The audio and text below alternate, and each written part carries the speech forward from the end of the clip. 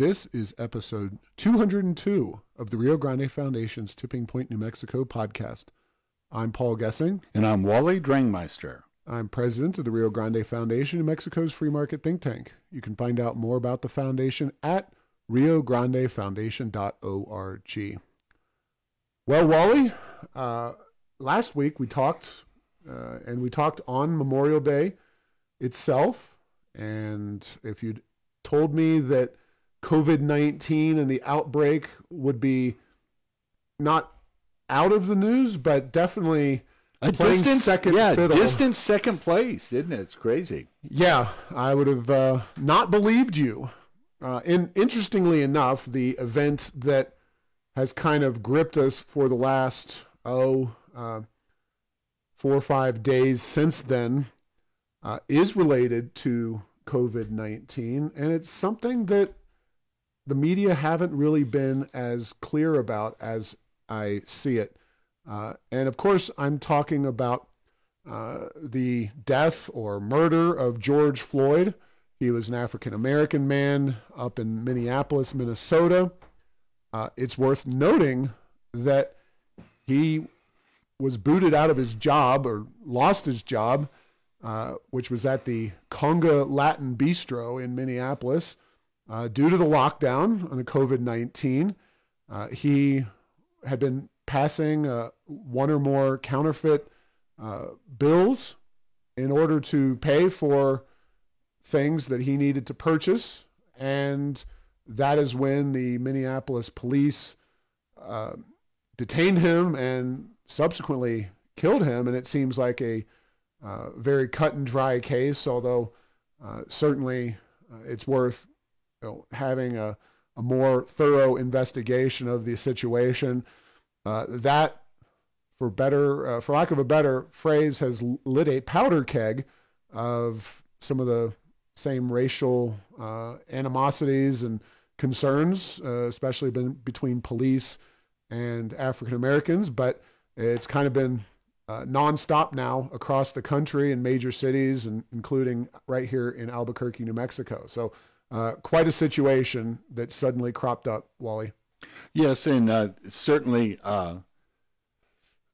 the whole issue of what happened to George is, it's and we live in the era of these things right here, cell phones. People take pictures, and they have body cameras. Some law enforcement has, but it's tough to watch that, similar to how it was tough to watch in Albuquerque when a homeless man was shot a number of years back. And it doesn't, from a common person point of view, the overwhelming majority, it's tough to say that's a defensible act. And that's how these things have come out. And it's horrible. It should be severely dealt with, no question about that. But I am surprised, as you are, that brings this whole either underlying current that just people who live in a place like Albuquerque, who are in a situation like we're in, have no idea. And I'm the first to admit there may be a element of that. But man, there seems like there's this ready to riot infrastructure in place in our country with various groups out there, and that is equally concerning, because there's a lot of this happened a lot of places, and not just in the United States. There's protests in Europe as well. So it's a very, very interesting phenomenon. And then you see things like unprecedented. We have had periods of violence like this in our history. I was very young when the last one happened in the late 60s, but I don't think it's unprecedented. But it is very, it's very disappointing. It's very sad. And it's also going to be very interesting to see what people think the real root causes of all this and what the solutions are to things going on. But just like many things, it's like in a minority neighborhood, to go and ransack and destroy businesses of people that are of the same ethnicity or the same background as those that you feel like are being abused. That's a little bit tough to take. Yeah, I don't think anybody across our country of any race or ethnicity or political background uh, sees what happened with the police in Minnesota, Minneapolis, as acceptable. They also see the right to assemble and protest those behaviors as perfectly legitimate. And Wally, when I went to bed last night, I turned on the news earlier, and it looked very good. I was perfectly prepared to come on this podcast and praise all of the protesters, as well as the Keller administration and the police. And I honestly think that the police did a very good job, at least with what I saw initially. It does seem that a small band that either broke away from or was entirely unrelated to the initial early protesters did the damage. Wally, you know that the Rio Grande Foundation's offices are in downtown Albuquerque. That was the center of the situation as it unfolded late last night, early into the morning. As I came into my office, I kind of waited a little while to see how things cleared out because they were saying don't come down town. Central was still, however, cordoned off when I left to come over here. Cops at every street corner. Our office is on Gold, so every, they're parallel, Gold and Central. So every block there was a police vehicle or two stopping cars from going towards Central. I decided against walking down Central. I just figured I kind of knew where things stood. There was some broken windows and things that had clearly spilled over onto Gold, but Central was definitely the focus of the situation. And it's very unfortunate, especially at a time and having gone downtown to our offices, which we occupied at the beginning of March. Great timing there, Paul. You saw the businesses all shut down and then slowly start to reopen. And then, of course, the governor, and we're going to talk a little bit about that, the distant second or maybe third topic of conversation here, which is that the businesses are finally getting to open. And, if you're downtown and you've been closed for a couple months, now to have to repair windows and deal with all the things that happen, it just does not make one really seem interested in doing business and continuing on in the situation that they're in. So very frustrating, very unfortunate. Yeah, absolutely. And yeah, you hit a good point, is that, downtown Albuquerque, like many downtowns of smaller and mid-sized cities, and even some large ones, has definitely suffered. But having said that, there are businesses down there that some have been there a long time, some are relatively recent, really trying to make a go of it. And to just give people another reason not to go to that part of town when we've already been sitting at home now for many, many weeks, and there's probably is some pent-up demand for some of the products and services offered down there. Very unfortunate for those businesses involved. Yeah, so obviously a lot still to unpack there with this whole situation. First and foremost, some interesting Twitter traffic. Representative Javier Martinez retweeted a tweet on May the 30th. At some point, this is the initial tweet with the retweet from Javier Martinez. I only say these things because he is a state legislator. He's a very progressive legislator who very much is engaged with the protests and that whole situation. His statement was, at some point, Democrats are going to need to have some very difficult conversations about what to do about police unions. That's a very verbose way of saying police unions may be a part of the problem, their lack of accountability. Of course, all of this initially got its start in Minneapolis, Minnesota, a Democrat-run city and a Democrat-controlled state. There's been reports about presidential candidate Amy Klobuchar not prosecuting this police officer after repeated complaints were made against him. But keeping it kind of to Javier Martinez, it's very interesting that someone so far onto the progressive wavelength of things would be at least willing to talk about unions. Now, police unions tend to be of all the unions more on the conservative side, but I kind of say if you're concerned about police unions and their accountability, how about teachers unions? Maybe that's a worthwhile conversation to have. More to come, but I'll send it over to you, Wally, for any additional thoughts and analysis.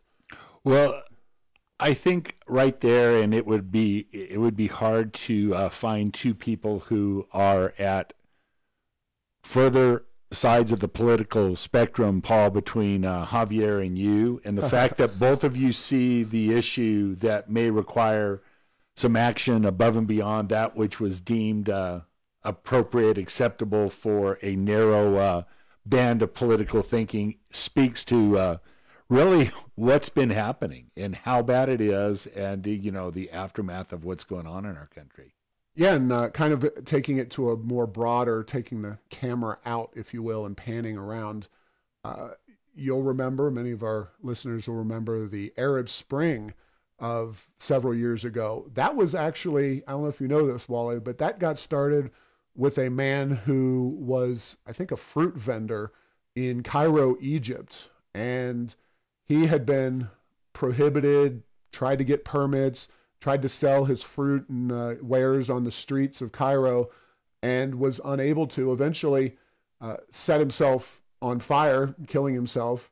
And that spun out into all areas of the Arab world. And, it is interesting. And I agree with you. There is some kind of riots are us infrastructure out there. I don't know if the whole pallets of bricks things is legit or not, if it's George Soros, what exactly is going on. I don't have all the details on that. But the fact that this, is an unintended consequence, yes, police violence and, relationships with African-American community have been an issue for a long time. But the spark that lit this Roman candle is clearly direct relation to the coronavirus shutdown and the loss of jobs and economic opportunity. Now, I don't know where the protesters are coming from. There's certainly a lot of well-intended good folks out there doing the protesting. There's obviously some rioters at home that, come out and do things that are not appropriate. The whole mask situation, I think, it didn't take a rocket scientist to figure out that those masks that we're all supposed to be wearing could easily turn into facial coverings for nefarious activities. And just all of these different parts. I guess what we're getting at here, and it's the law of unintended consequences, Wally. It's something that libertarians in particular, free market advocates, those who try to really take a step back and analyze the situation. We can't always predict what's going to happen, but we definitely acknowledge the reality that anytime government comes in with a heavy hand that it has, you're going to see a lot of those unintended consequences. This isn't the unintended consequences I necessarily saw, but it has to be considered a direct unintended consequence of the COVID-19 shutdown, specifically in Minneapolis, Minnesota. Yes, and then another thing that is happening out there is that you have when there's this element of anonymity in person, things can and do, and I do believe in the future will happen that wouldn't happen if it was somebody's well known and you knew who was doing this. Similar things happen online. There's such extreme positions put out by people under the cover of some username, as opposed to putting it out there under their name with their reputation, with all of that subject to scrutiny and analysis. And so I think, and then the two work together maybe to even be worse in these modern times. So we have masks on the internet, masks in the streets, and there's a lot of frustration out there. And then the final thought I had is that, there are many people that are protesters that aren't out there to create mayhem. They're out there to protest, to do it in a peaceful manner. But there are people that are sometimes able to use them like sheep to the slaughter, to put them out there in front of the cops, and then lob Molotov cocktails, gunfire, other things to turn a bad situation where you have many people that are out there doing what I think is a noble thing, which is protesting, and then basically being used by those who have even more a nefarious purpose, not really wanting to protest make a political statement, just create mayhem. Yeah, and just to kind of tie a bow around this discussion here, nobody knows where this situation is going. Will there be protests continuing? We just don't know how this situation will play itself out. Obviously, the issue, of police, and how they do their jobs is a large and complicated issue, just like racism, and those two have an interplay. But where do folks get satisfaction? I don't know what decisions can be made. I do believe and hope that the officers will have their day in court, be held accountable, hopefully, and that the situation will be resolved. But that is going to take some time. The justice system, even at its quickest, does not operate that quickly. But fascinating stuff, Wally. And I think we have about 4 stories this week that on any given week might be the top story that we discuss. But moving on with the COVID-19, we are on a red letter day here, recording as we speak, June the 1st. Governor Lujan Grisham has taken another significant step towards opening up our state. Salons, hair salons, barbers, gyms, for working out. She opened drive-in theaters, Wally. Real subtle there, Governor Grisham. Houses of worship, though, remain at 25%. Restaurants are open at 50%, and breweries, and they have to determine, what is a brewery versus what is a restaurant that also brews beer, and it has to do with your percentage of receipts. Very delicate stuff, but breweries are totally shut down, as are bars. And of course, you question sometimes whether those shutdowns had a factor in the last spate of violence. But we are moving as quickly towards normal as it seems that the governor is willing to do, and things are looking okay in that regard, at least. So some good news there. Yes, absolutely. There's some good news, and I don't know, not to tie the two too closely, but the thought does occur to me that when there's rioting and violence at night, then the next morning you go and see how bad was it really, and the thing that isn't show up there is how many people in the hospital was somebody killed. But we're coming. How many people got the COVID virus from protesting, I believe, is kind of where you're going. Well, that's one aspect, but then the economy, we're coming out now, and what economy are we going back to? Because, there's the big discussion, is this going to be the V-shaped economy? We've gone down very quickly. Now, are we going to go up very quickly? Things are going to recover very fast? Or are we in for a long and slow and methodical and really quite painful recovery when it comes to jobs? And that's the thing that we don't know right now. And well, furthermore, not to interrupt, but especially for cities, big cities, not just Albuquerque, but there were riots in Washington, D.C. I don't know if anything went on in New York, but the COVID-19 virus is already going to be pushing, as we talked to John Boyd recently, economic development expert, about people moving away from densely populated city areas due to the virus. Well, now if you've got a heightened level of social unrest and potential violence, this could be a 1-2 punch for a lot of major American cities. Yes, and the allure of a big city, and New Yorkers, to their credit, even though it's annoying at times, they love their city, and they will tell you about it. There's plenty of other people love their cities as well. Actually, I know a lot of people from Minneapolis love Minneapolis, and I've been there. It's very nice. yeah, it's a very nice place. Also, the Twin Cities, St. Paul next door. But we're seeing with COVID, we're seeing with violence. Is there an attraction for more ruralized places? Now, you need things to be able to work in those. You need an internet connection. You need a laptop. You need a Zoom account. You probably would like decent schools for your kids to be able to go to school. You would like decent health care in terms of a healthcare system. But yeah, more and more people from many, many industries are saying, is there going to be a thinning out of the urban areas and a ruralification, and I think maybe even beyond suburbs, because if you're a suburb close to the city, and as you know, and this is something that when you're in New Mexico, it always boggles your mind, like in Southern California, you can travel through literally a dozen quote-unquote cities and never see even a gap, so it's all just one big conglomeration. But we're places in New Mexico that can put together the right package of having, housing, internet, and the like.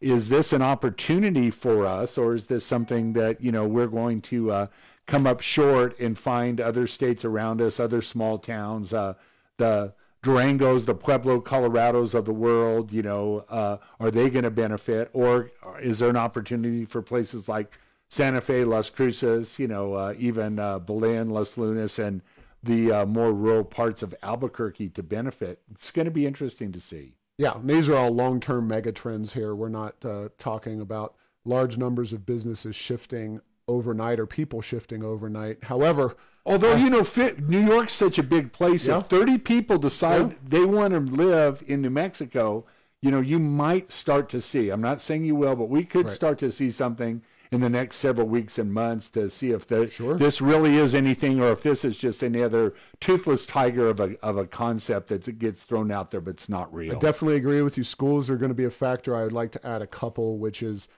outdoor recreational activities, because I think people who are maybe New York, just throw it out there, residents, they may be willing to sacrifice some of the restaurants and cultural amenities associated with New York if they have mountain biking and skiing and outdoor recreational opportunities available. And, quite frankly, I think people are going to require some very reasonable taxes. If you really have kind of that carte blanche, say you're a young person or double income, no kids, and you can move wherever you want to in the country, a lot of folks are going to look at, well, I can pay no taxes or very little taxes in Nevada or Texas or some other state, and is it as good as it could be in New Mexico? And the education system's part of that. We've got the recreational opportunities.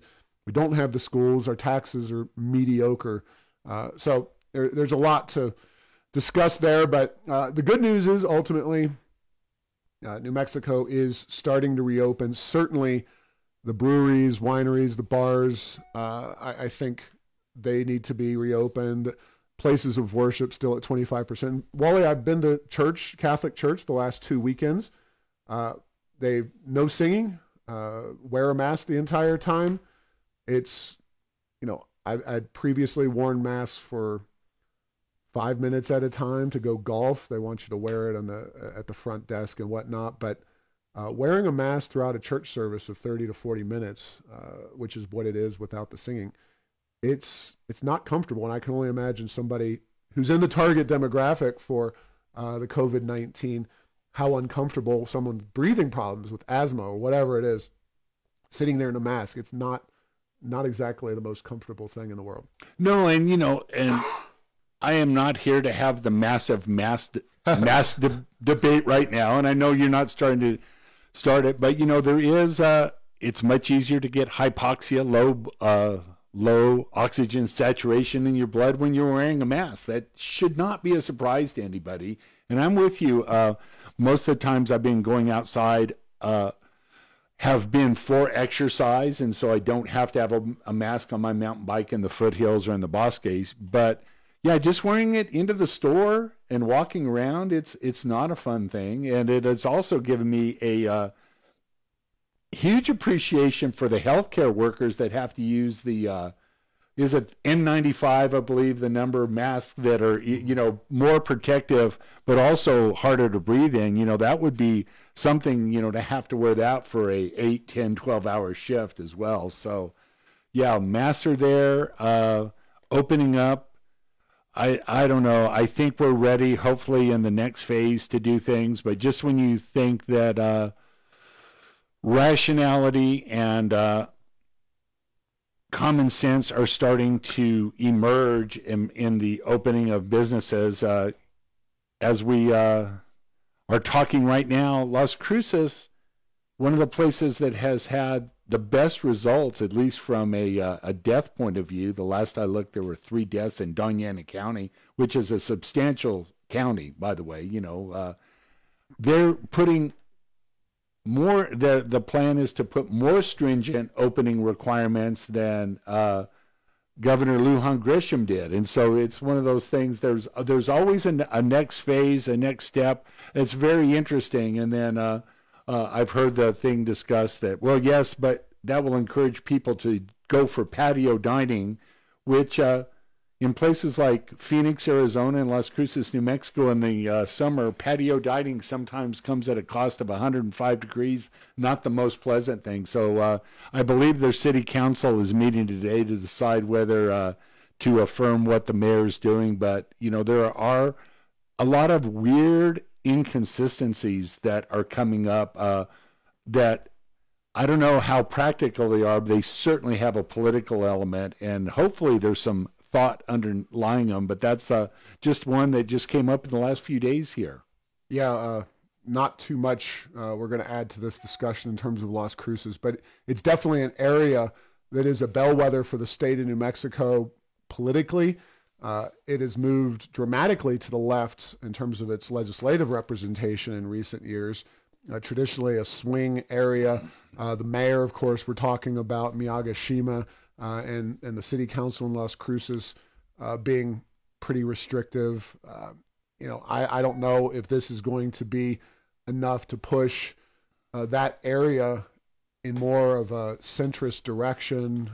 People tend to react differently, and the city elections down there happened, I think, last year or something. So it's not like there's going to be an election coming right up, and we will have to talk about the primary in a minute.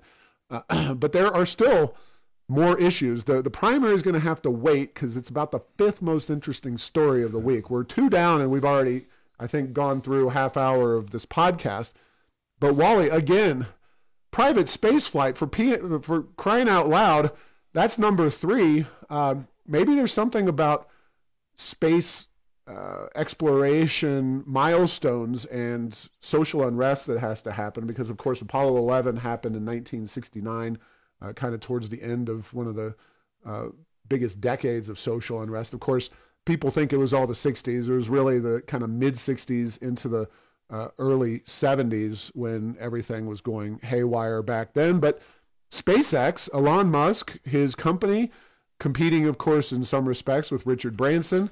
I was tuned to my TV set not only the day they were scrubbed, but then on Saturday when they actually went through with it. And the first U.S.-based manned launch in darn near a decade, all the way up to the space station, International Space Station up there. Private company doing it. Very cool stuff. And I'm not going to, this isn't dance on the grave of the spaceport kind of stuff, is they're involved in a different market. But boy, the accomplishment of private space and getting that aircraft or spacecraft off the ground and up to the space station, very special moment for this country. Yeah, absolutely. And then the fact that now the ability to have just absolutely spectacular high definition cameras and the ability to stream that video back to Earth in near real time is really something. And, I'm old enough that I do remember that summer when the moon landing happened. I was in Alamogordo, New Mexico, stayed up in the evening to watch that. But that was on a fuzzy black and white television. Now, doesn't matter how big your screen is, there's some high definition video that you can see what's going on, and it's a pretty amazing story, pretty fun story, and yeah, actually, I don't know, for somebody like me, this is the second go round, pretty exciting as well.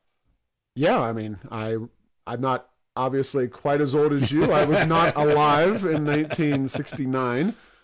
My big space memory, of course, was the very traumatic liftoff of the Challenger with Krista McAuliffe, and watching that in my classroom as a young person. Obviously, the landing, or the aborted landing that destroyed the Columbia a few years later, was another memorable moment. Neither of them for the best, but a lot of good moments with the space shuttle over the years. And as a liberty-leaning, conservative, small government person, for private companies to be engaged in space flight is really exciting stuff. While we are not big fans of the building of the spaceport and the decision to do that on the backs of the New Mexico taxpayers, we are definitely intrigued by, excited by private space flight. Yeah, absolutely. And hopefully some good will come out of it. Yeah.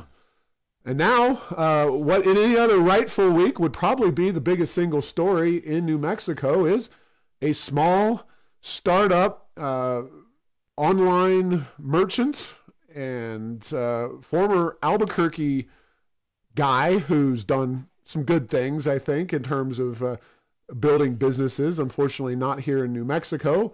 I'm, of course, referring to Jeff Bezos, who was born in Albuquerque, New Mexico, subsequently began Amazon.com. They are coming home, so to speak, by building a distribution center here on the west side of Albuquerque, and they are going to have 1,000 new jobs. It's going to be a very big deal, very little in the way of government subsidies or tax abatements or anything.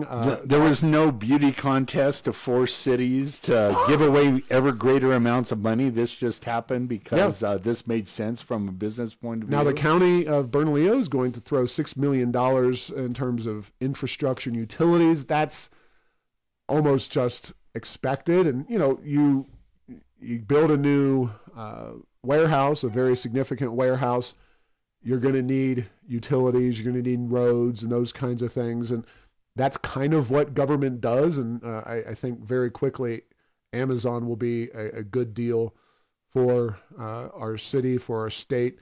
And, last year in July, I went back and looked at the blog post. We had questioned whether or when Amazon was going to kind of come here to New Mexico. They've got distribution centers all across our nation because they do pride themselves on rapid delivery of their products. And here we are. So some good news there, but a couple of caveats I want to throw at, but I want to get your thoughts on Amazon.com and their announcement. Well, I think it's a positive. And one of the things that if you've spent any time in a major city you'll find that has an Amazon facility close by, there are a lot of things that happen. There's some special Amazon deals that you can get. There's some same day and next day delivery above and beyond what's available from Prime with 2-day delivery. And don't tell my wife, and I will tell yours, Wally. So there's some. You don't have to wait, and we do live in a now, in an instant gratification. You don't have to wait that painful 48 hours to get your stuff. So painful, painful. There are a few things to talk about, though, relating to this. The Voices for Children folks didn't miss an opportunity. Billy Jordan, their lobbyist at Voices for Children, claimed in a tweet, remember when they said if New Mexico taxed internet sales, it would drive business away? Well, we taxed internet sales, actually taxed only Amazon for a couple years, and now here comes the king of internet sales, bringing 1,000 jobs. Unfortunately, as is usually the case, Voices for Children doesn't really have a damn clue what they are talking about. I hate to say it in such stark terms, but so I've worked on internet sales taxes for 2 decades now, and it was driven, the original exemption, if you will, on internet sales taxes was driven by a Supreme Court case Quill versus South Dakota, which essentially said that on mail order product sales could only be taxed if the company doing the selling had a physical presence in the state. They didn't want. Is that called Nexus? Nexus. Legally? Is that? I Yes. just want to make sure. I was like, Nexus popped into my Well mind. done, Wally. All right, very good. That's why you get paid the big bucks. And they so they didn't want taxing agents. This is the U.S. Supreme Court speaking. Basically, to be able to reach out all across the country and tax people. So that it wasn't. There was never an exemption. There's never some kind of specific favor done for internet sellers. It was, you have to have a physical location. Well, obviously, Amazon has got a number of physical locations. Amazon has actually lobbied for internet taxation because they figure, well, we're already paying internet taxes in, I think, 35 or so states where they have facilities. Why not make everybody who's competing with us lump them into the same boat? So, you know, who is hindered, who is negatively impacted by having to pay internet taxes across the country? You're too young for this, but Horseshack in Welcome Back, Kotter. Ooh, I know the answer to this one. I know. And it's the small business person. Exactly. I have a client that I work with who ships out of Albuquerque across the country. When there was no tax, she had no nexus anywhere but where she was. Everything's good now. Now it's a 50-state crapshoot. Some went it one way, some went it another. And again, what is that to a major company like Walmart or Amazon in terms of being able to program their systems to comply? It's it's not a difficult thing, but for a small business, you know, in this case, selling a perishable product and trying to make a living here in Albuquerque, it can be a huge detriment. And guess what? You may be building up a liability in a state that you don't even know it. And that is the worst kind of law and regulation, is where you break it unknowingly, and then the long arm of the tax law comes back to get you. Yeah, and just to put a finer point on what Wally's saying, not only does each state have different sales tax, or in New Mexico's case, gross receipts tax rates, we have something on the order of 40 to 50 different rates. You can go find each of them. I know Albuquerque's is 7.875. Las Cruces is different. Then you have unincorporated areas in Doña County, same with Bernalillo County. It gets very complicated very quickly. Imagine that over much bigger states, each with many jurisdictions setting their own rates and tax policies, et cetera, et cetera. It can be a daunting issue, even with the latest, fanciest software. So Amazon, really to them, internet sales taxes were no big deal. It didn't have an impact really in their deciding to come to New Mexico or not come to New Mexico. And it's just silly, but that is the kind of facile argument you get out of the folks at Voices for Children. The other one is that this is somehow the determining factor that Amazon, while it is good news that their 1,000 jobs are going to somehow lead to an Albuquerque economic renaissance, we're obviously dealing with COVID-19 and the shutdown and the number of jobs that are lost, not just in the short term, but potentially in the long term. We've seen a lot of businesses close. But also, Rockwell International just left. They're taking 200 jobs. The point is, we live in a dynamic economy, and jobs come, jobs go. We want more jobs than we want fewer jobs, but New Mexico doesn't trail because Amazon didn't put a distribution center here. We trail our neighboring states economically because of our bad economic policies coming out of Santa Fe. And until we change that for the better, we're going to continue to trail while we do welcome the Amazon distribution center here. Yeah, and I've been now in many industries that have seen a ramp up in efficiency, and over time the number of jobs within those industries go down. I've seen it in copper mining, where the amount of labor that went into pound of copper dramatically went down. Seen it in telecommunications with, in semiconductors, Intel. You know, they used to have a lot more people to produce the same amount of product than they do now. We've seen it in oil and gas, and there will be some more automation that happens in things like Amazon. So your point's well taken. This is good news. Don't get me wrong. This is fantastic news for Albuquerque, but this is not the rest on your laurels and everything will be okay going forward, because the same amount of work that I would imagine will be done with 1,000 employees at Amazon over time will then be done by 750, then by 500. There'll be more efficiencies, there'll be more automation, and things will happen. So it's a process to generate economic activity and jobs, and you can't just stand still. And then to your point, and when the conditions are not optimal for creation of new, you can get a few wins now and then, but it may not be enough to turn the tide in the long term. Yeah, and finally, politicians have to wait till last, Wally. We're by design. Primary is Tuesday. Folks should have voted early, or they should have voted absentee. I always think and often, but that is technically not true. But not true. But yeah, voting in person this election day, which is like no other, is Tuesday. And there's a lot of interesting primaries around the state. There is the mislabeled anti-corporate coalition of candidates that are running against, you could call them moderate Democrats. Some people call them conservative Democrats. I would just say that they're a varying group of Democrats who are apostates from the progressive line on one or two issues. We're talking the John Arthur Smiths, the Mary Kay Papins, the Clemente Sanchez's, and George Munoz's of the world. I may be missing one. Gabe.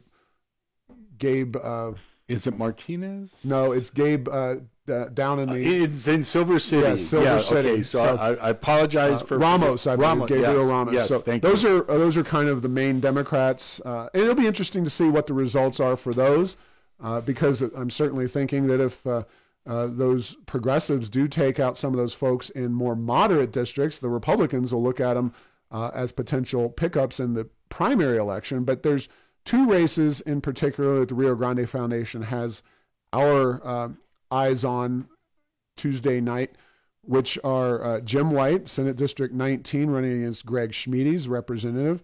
Schmiedes is one of the conservative rising young stars in the Republican Party, and he took on Jim White, who has taken a number of bad votes, in our opinion, including both budgets the last few years, so 21% overall spending growth during the last two legislative sessions, voted for the Energy Transition Act, voted for HB 6 in 2019. That's the big tax increase.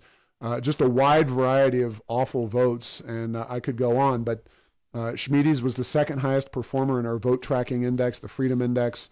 And it's really not a contest in terms of ideology. Now, down in Hobbs in southeastern New Mexico, District 41, Greg Fulfer, he's an incumbent appointed by Susana Martinez in his first election bid, running against David Gallegos, a state rep, conservative Republican. Not quite at the same lofty level of Greg Schmiedes, but Gallegos is a conservative voice in southeastern New Mexico. And our Freedom Index, again, made an appearance in that race. And interestingly enough, Senator Fulfer did not care very much and made some very odd statements about the Rio Grande Foundation and our views on transgender people in restrooms and playing sports. We are happy to discuss our Freedom Index. We're happy to give and take whether it is the gold standard. We believe it is of free market voting in the legislature. But the Rio Grande Foundation has never said a peep, essentially, on the transgender bathroom issue or transgender sports. We don't take on social issues, including abortion. It was just a very odd attack from somebody who clearly doesn't understand what the Rio Grande Foundation is about or what we're doing. So we're going to see together how these two races pan out. But the Republican Party has an opportunity to bring some more conservative blood into the Senate. And then we have the Senate primary on the Republican side, and then in the first the Ben Ray Lujan district? That's the third. Third. Thank you. I always get those. I count the wrong direction. The third is the most exciting one because you have a lot of candidates in both the Democrat and Republican. It's it's this huge horse race on both sides. So I follow this stuff pretty darn closely. That's not our district where I'm voting in. I'm voting in CD1, but boy, there is a lot of action up in CD3, and of course the food fight between Yvette Harrell and Claire Chase for CD2. Round 2, that primary is coming to an end. Of course, Yvette and Claire both want to run for election against Social Torres Small in that particular race and become, a Republican voice in a seat that's been largely a Republican district. So a lot of stuff happening, but please get out and vote if you haven't already done so on Tuesday, tomorrow, or as you're listening to this, it'll be that day. So yes. As we record, it is tomorrow. So thanks for tuning in. And boy, it is an action-packed week. We'll have some information news to talk about that we didn't quite get to this week because so much is happening. And make sure to get the latest edition of Tipping Point New Mexico by subscribing to Apple Podcasts, Stitcher, and Spotify. You can post or comment on this and other episodes on Facebook and Twitter and tell Google Home to play Tipping Point New Mexico. Thanks to Path 3 Marketing for producing this show.